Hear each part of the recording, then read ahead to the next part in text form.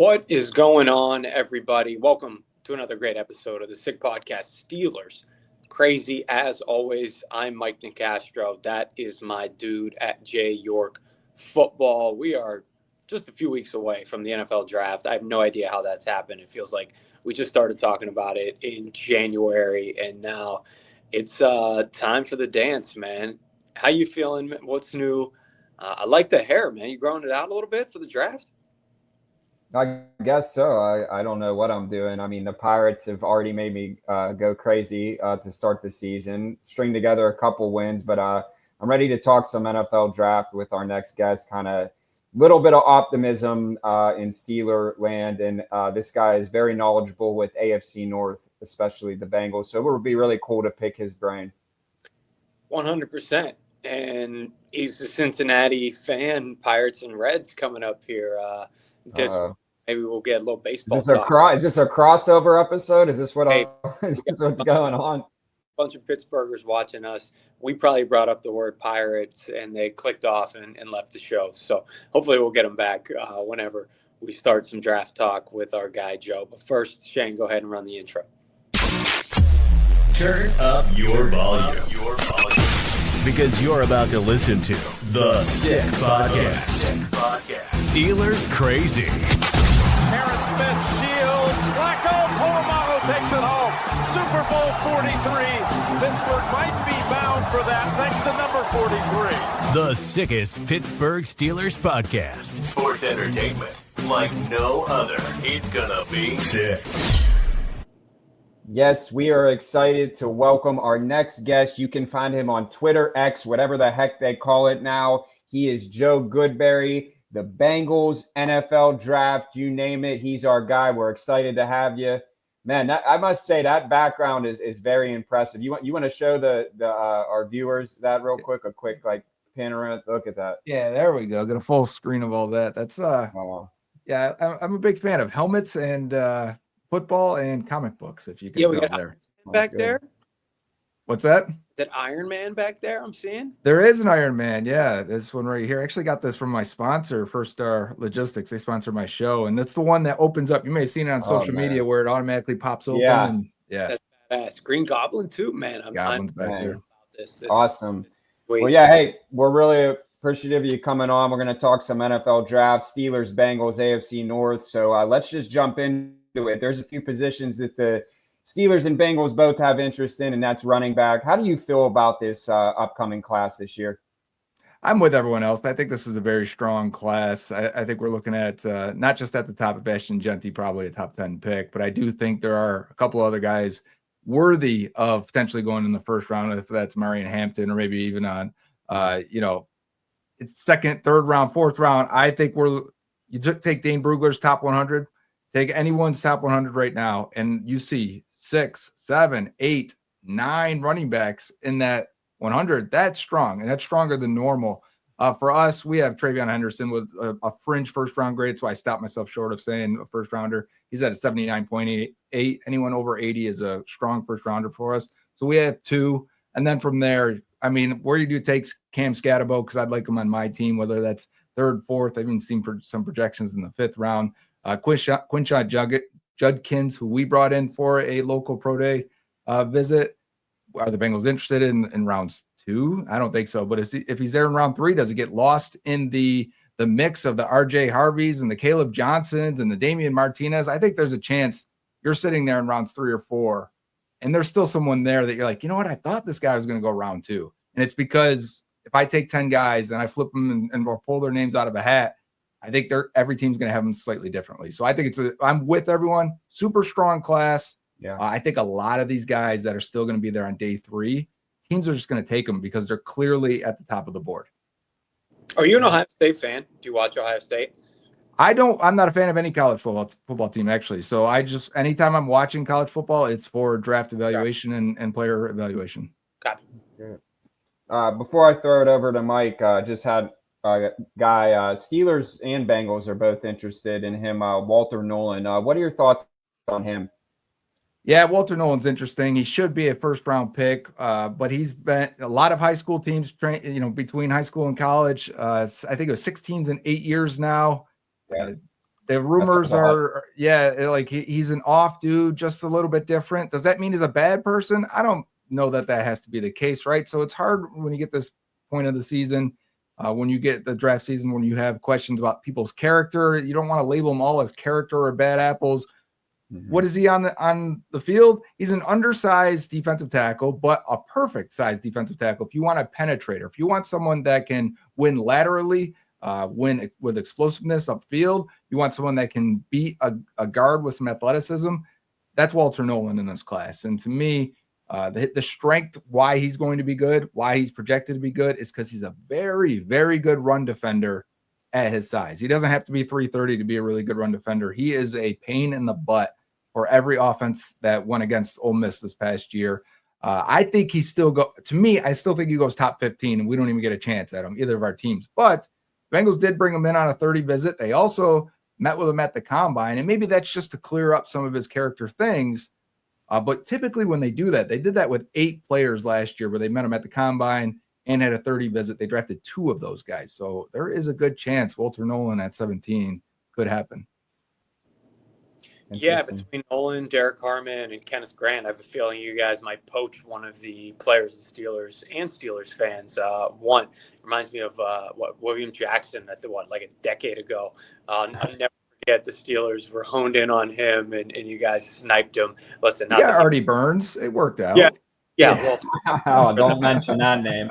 Thanks for the reminder. We were already talking negatively about the Pittsburgh Pirates to our fans, and now if they didn't turn it off before, they really turned it off. But not like Jackson was a Hall of Famer anyway. So I think it's something that obviously at the end of the day we're okay with. But let's continue to talk draft a little bit before I get into AFC North. What about some players that maybe you're higher on than the general consensus? I'm sure you've done a lot of research. So who are some guys maybe will go earlier, and if they don't go earlier, should have gone earlier in your book? Yeah, so one guy that's really high for us, and this happens all the time. If you followed me, or if you don't know who I am, I've had Milton Williams was a top 12 player for us in 2021, right? Justin Madubuike was a top 10 player for us. I had a first-round pick on Grady Jarrett going back to 2015. I had a first-round grade on Stephon Diggs. And so, like, I will have guys that are way ahead, and I've had a lot of misses too. So let me just, blow it up with the ones that have succeeded. But we'll be way ahead of guys, and it's okay. We understand they're not going to get drafted that high. But the highest one for us on the biggest gap on the consensus, right now in the consensus ranking, 202. Hunter Wooler, safety from Wisconsin, is number 14 on our board. And when you look at, 14th overall. So we don't just take the film. We have film grades. We have 4 actually this year, evaluators that'll do a film grade. And then we take in their athletic testing data. And then we take in their production data, which goes all the way back to 1986 and compares how many impact plays, how many plays overall does that player make in relation to his defense, to the other positions, the other players in that draft. And then it gets a market share data score based on not just your production, but your team success, the schedule, strength of schedule, and your age. It adjusts for your age. Doing it at a younger age is more impressive. And then we also take in PFF data and PFF grades and find their most stable metrics and try to use those and weight those more. It says Hunter Wooler is a great player. And in fact, he's probably going to go in the 6th round or so, maybe 7th round. Maybe he goes a little bit early, and I'll say, yeah, of course he did. But if you're looking for someone, that's the number 1 guy on our board that's way above anyone else. But it's not just him. Jared Wilson, center. I think he played guard from Georgia. He's also in our first round. He's 20th overall. He's projected to go probably 3rd round. He's 83rd overall in the consensus. Harold Fannin Jr. is 81st on the consensus. He is 22nd on our board. Who else we got here? 98th on the consensus is Ashton Gilotti out of Louisville. He's 28th on our board. And I got a receiver. If anyone wants a receiver, maybe the Steelers want one. 116th on the consensus, Torrey Horton out of Colorado State. He is 35th on our board. Nice. Yeah, Horton, experienced guy, reliable. I know he battled some injuries, but he is a really polished player. I like him a lot as well. My reaction to that was not doubt. It was a degree of shock. And I love this because now I'm going to pay attention to these players that, to be honest with you, I did not know. And I love the draft. But I'll think of you, of course, whenever I see these names off the board. All right, flip the script. What about guys who are lower on your guys' board opposed to the consensus? Yeah, so let me sort by the consensus here. First guy that jumps out to me is Will Johnson, corner from Michigan. I like Will Johnson on tape because he has not tested yet, and he's supposed to on Monday morning at 10 a.m. This will change. But as of now, we've got a pin on him and a little bit of a flag on him to say, hey, he's probably a top 10, top 12 player. But as of right now, we need to know what that testing data looks like because on tape, I don't know if he's the fastest or most agile guy anyway. So we want to see that. He's doing that Monday morning. So we'll just put a pin on him for now. Jalen Walker out of Georgia, I'm not a big fan of. He's 12th on the consensus board, but to me, he's much lower. We don't have a first-round grade on Jalen Walker. I don't think he's good at linebacker. I don't think he's good at edge rusher right now, but he's still very young. He's got the size and the athleticism of a guy that could be good at either, but I don't think he is just yet. And I would be nervous about spending a top 15 pick on Jalen Walker without having a set position. Now, in 5 years, we may say, hey, that's stupid. That sounds stupid. This guy can do both, and he's good at both. But the chances of him actually doing that are pretty rare. He may be a rare player, but I think the task for him is that he's going to have to be a rare player. A lower on ours also, Shamar Stewart, and that's one that people are going to be debating, I think, for up until draft night and through draft night. He's 19th on the consensus board. We have a 70, just shy of a 71 grade on him, which means 5th round, 4th round. I don't think you can take a guy like that. And I understand his upside because guys who hit those athletic thresholds at that size got a good chance of hitting. So I would say you could actually take him a little bit earlier than the score says for us, but I would not take him in the first round. I'd be scared to death. I think the same with Michael Williams out of Georgia. I would not take him in the first round either. The biggest gap we have is Tyler Booker, the guard from Alabama. And was probably in this process started top 15, top 20 for everyone. For us, he's 168th. I would not recommend taking him in the first 3 rounds if I could, because guys that typically only play guard or inside and test as poorly as he has, the chances of hitting that are almost obsolete. He's not going to become a Pro Bowler, not going to become an All-Pro. For him to just become a quality starter, despite I like him on tape, all 3 of our O-line evaluators on tape give him first-round grades, or at least fringe first-round grades. But the data says, slow down. These guys fail pretty routinely. You should probably slow down on that grade, not take them in the top 25. If anyone takes them in the top 25, I think they're crazy. I think even until a top 50 or so, I'd be nervous. I love this. It's not like you guys are picking names out of a hat and just re-ranking top 100s from Daniel Jeremiah and Todd McShay and Mel Kiper out there. I'm so curious, dude. Like, even going back to last year, I want the horn tooting. Is there anybody that maybe you were either much higher on or much lower on that you're puffing your chest out a little bit now? Let me pull up my 2024. I can go back for a few years here and think of a few guys. I've done this pretty routinely. I would say, well, we had Malik Neighbors over Marvin Harrison Jr., which at the time people were like, what? And plus, being in Ohio, a lot of people love Marvin Harrison Jr., but we had Malik Neighbors as a rare player. Who do we have? We had Brock Bowers as the number 2 player in this class. I think that, he ended up almost setting records. He did set records, but he almost should have won Rookie of the Year, in my opinion. He almost won that. So we were pretty high on him. I want to say, if we go back even further, the data will be clearer because it's hard after 1 year unless they had a great rookie season. Oh, I'm sorry. I thought you stopped me there for something else. Of course. No, yeah, absolutely. It's fair. Yeah, so we'd have to go back even further and see other guys. But some I'm thinking of off the top of my head, we had a first-round grade, top 15, I want to say, on Creed Humphrey. We had huge Steelers miss. Huge. Yeah, same with us. Do you guys talk about him all the time? Because our fans do. Like, we should have taken Creed Humphrey, and it's like, yeah, of course, everyone should have. We gave Ben Roethlisberger Kendrick Green a farewell tour at center. Guy who never even played center, of course, in college. And Pat Freiermuth is a good player, but Creed Humphrey should have been the pick there, all-pro center instead of what we think is kind of a mid tight end. Yeah, I agree with you there. We were very high in Creed Humphrey. Also from that class, Sam Cosmi was in our top 15, and he ended up being a very good offensive lineman for Washington as well. Yeah, good stuff, Jordan. Go ahead. Yeah, so let's talk about what do you think that could be the biggest surprise in the draft? You know what? I think the biggest surprise. I know a lot of. Go ahead. No, I was just going to say Shador Sanders dropping, but Mm. that just seems like too cliche at this point. But Are you guys I think hoping for that though? Or are you guys like, you know what, I'll take Shador at I don't hate it. I don't love it. I'm like somewhere in between. So I'm leaning more towards probably not. yeah. I think we're kind of realizing that next year's quarterback class is much better than this one. I think that's common sense at this point. And so there are a lot of needs on this Steelers team. Would rather fill a defensive tackle, receiver if a Golden is there. I'll take another offensive lineman. You can never have too many of those. But for me, it's just Ward and Sanders in this whole class. So if I agree. if I were to have one, it would be one of those two because I think everybody else is a wasted pick. Yeah, so we have 80 grades, 80 plus for first rounders for Cam Ward and Shador Sanders. Sanders just hitting that. Jackson Dart's at 77. So guys in the past though that we did, like we had Bo Nix with an 80 last year. So when it was kind of a shock when he did go that high, but our grade says no, it was worth a pick. So if it did end up that way, just to comfort you a little bit. Oh, we had Jalen Hurts as well with an 80 plus. We said he should have been a first rounder. I think he was like 19th on our board. So Shador Sanders is in that same range. You could end up in a similar situation where he outplays what I think a lot of people think he is.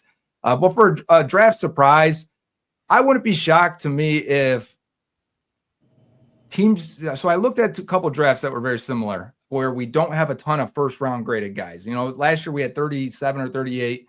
This year is in the mid 20s, and even teams and reports, analysts are saying 15 or so, right? So we're always a little bit wider because we're going to have guys like Hunter Wooler that have no business being a first rounder, but it's going to spit them out as well. I looked back at recent drafts because I've been doing draft boards since 2014, I want to say.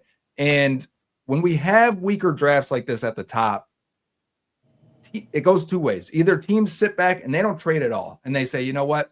We'll let the board fall. We'll just take whatever. We don't really attack needs. We're just going to take the best guys available. The other one is, and we've seen this more often, I think, is teams get really aggressive in trade. And teams get really aggressive because they're sitting there at 19, 20, 21, and they say, we've only got 14 first-round graded guys here, and there's still one there at 16, at 17, at 18. We need to go up, and we need to go and get that last first-round graded guy, and it's worth that fourth-round pick we're going to flip because also in a weaker class, the trade compensation tends to be a little bit less. So I think we're at that draft this year because there's no real consensus. Everyone's a little bit different. I listen to a lot of draft podcasts and shows, and everyone's just a little bit different on these guys. And what it means is these boards for the teams are going to be wildly different, which means teams are going to be more aggressive to go up and get their guy because they truly believe that's the last first rounder. That's the last second rounder that's available, whatever it may be. And I think we're going to see a ton of trades and a lot of movement. Fantastic stuff. I want to close on just some general AFC North thoughts. First of all, what do you think about your offseason? Most speculated T. Higgins would not be back. He gets that big money, and then now whatever the heck's going on with Trey Hendrickson. I think from a Steelers fan's perspective, just want kind of a peek inside that door. Yeah, so it's tough to say for me as a critical Bengals analyst that they had a good offseason. I wouldn't say that yet. I would say they failed free agency in a lot of ways. They only really brought in TJ Slayton as a defensive addition. This defense was not good last year. And you're bringing in a nose tackle that's going to play 40% of the snaps. I mean, that's not going to fix it. That's not what you need. So I was hoping they'd bring in a couple of more pieces on defense. I was hoping they'd bring in a starting guard. They did neither of those things. And okay, so though your two big issues last year was your interior offensive line and your defense. You really did not fix those things. And if anything, you're paying more now for Jamar Chase, for T. Higgins, and potentially for Trey Hendrickson. We'll see. I expect he'll get his extension if he does, and it'll be at a higher cap hit. But leading into that's why I'm so critical of it, is because typically around the league, and everyone does this when they extend players, they reduce the cap hits, they give themselves flexibility, and they go and they spend and get some other players on the roster. The Bengals did not reduce the cap hits for Jamar Chase and T. Higgins. They're the only team in the league that would do that. And it was incredibly frustrating for me to watch and say, you need a guard still. You need some defensive players still. You need some pass rush still. And they addressed none of those. And they could have easily, if they would have kicked the can down the road just a little bit, just fractionally, could have saved them a bunch of money this year. And they didn't do that. So as of now, I don't think they've had a good offseason despite keeping those guys. Now, I will say this. We can't control if our team wins. We can't control if they do anything fun and reach the ultimate goal that we want them to. All we can really hope for is that the team is interesting and exciting to watch. And Joe Burrow throwing the T. Higgins and Jamar Chase is fun, and we got that for another 4 or 5 years. So what? Come cover us and come let us score touchdowns, as you try your best to stop them, which hasn't been, very, very good for the other teams. It's been fun for us, though. Don't rub it in. At least I don't mean it that way. No, I'm kidding. At least you have a quarterback. It must be nice. Yeah. I was at the last game of the season, so that was not for a Steeler fan. It was not very eventful. We also saw the holes in the defense. Russell Wilson go into Cincy, and that just falling out. That was a huge win for the Steelers, and probably ultimately flipped maybe a playoff spot. I think that game. Yeah. Hey, where can we find you? Tell us about what you got coming up as well. Yeah, the best place is on Twitter, on X. If you're interested in that draft spreadsheet, it'll be available in the next coming days. We're finishing up the final touches on it and making sure everything looks good and pretty for the public. It's on Twitter at Joe Goodberry, just the way it sounds. Or if you're interested in my show, you might be. And 2 times a week or 2 times a year when we play the Steelers, you may wonder what's going on. The show is typically film reviews, player evaluations, X's and O's. So you dive in, and especially those 2 weeks where we're just looking at everyone. And I try to be, because I'm a draft guy at heart, I try to be fair and balanced. And there's some players on the Steelers that I like, and even if I don't like the Steelers much at all. Can you name any? Can I name any? Like favorites? I love Troy Polamalu. Literally name them, but who are some of those? Give us this, be careful. Don't get hit by your Bengals viewers, but what do we got here? I think Jaylen Warren is fantastic. There we go. And I thought he was fantastic. That first year, the first time we got a glimpse of him, I said, what is Najee Harris doing starting? And then we had to go 3 more years of that. And I'm just like, wow, what is happening here? Jaylen Warren, every time he's in, the offense looked different. It looked more explosive. I thought he was quicker, faster to the hole, better decision maker. I'm excited to see him in maybe in a potentially expanded role. We'll see when the Steelers add a running back, but I'm excited for Warren. We'll take it. Hey, Joe, it's been a pleasure, man. Congrats on all of this incredible stuff. We look forward to the spreadsheet, and thanks for joining us. Thank you, guys. Thanks, Joe. Yep. Take care. Yep, there you have it. Yeah, you know what? I really appreciate folks like Joe who are taking deep dives into this. I love the draft, but I'm not watching. We know. I'm not watching 256 players. I just don't have time to do it. 30, 40 players and then taking a general consensus and some guys I watched during college football games to, put my big board together. But I love the fact that, he has guys who are going to go in the 6th round as his 16th best player, because then you really are putting, your credibility on the line to a large degree. I do have some things that differ from the general consensus. I think Shador is the number 1 quarterback in the class, even though once more I don't need the Steelers to take him if he's available. And then I think Travion Henderson's the number 2 running back over Amari and Hampton. So you guys can check me on that. In 4 years, you'll have this clip. But yeah, man, we're getting close. It's all fun stuff, JY. Yeah, I'm excited. I mean, I just think that, like you said, I mean, if I'm being honest right now with Russ not coming back, I'm Aaron Rodgers, who knows what's going on with him. But I just think just bringing in, Mason Rudolph, giving him an opportunity. I know it sounds crazy, but you just never know. And he's been there before. But I just think the 2026 class is a lot better. If you're going to trade up, you nailed it on the head. Shador, Cam Ward, those are the only 2 that I think that are actually going to train or, be the future quarterback of the Pittsburgh Steelers. But rather than that, I mean, I do like Jackson Dart, but I kind of think like that's still a shot in the dark. I don't hate it because you have him and Mason and, maybe get like one of these guys, Kirk Cousins names coming up.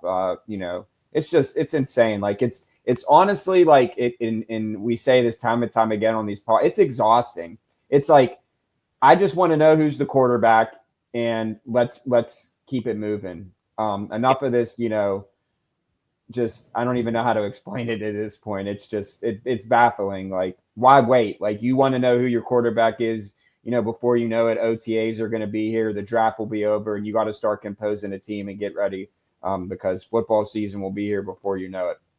Facts, man.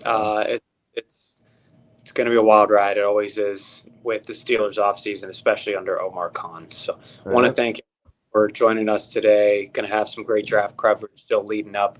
Make sure you check out our Twitters. I'm at Mike Dub Sports 1. He's at J York Football, and we'll see you next time. Thanks, Shane. And that's a wrap. Hope you don't miss us too much until next time. Follow the Sick Podcast Steelers Crazy on YouTube, Instagram, Facebook, Google Play, and Apple Podcasts.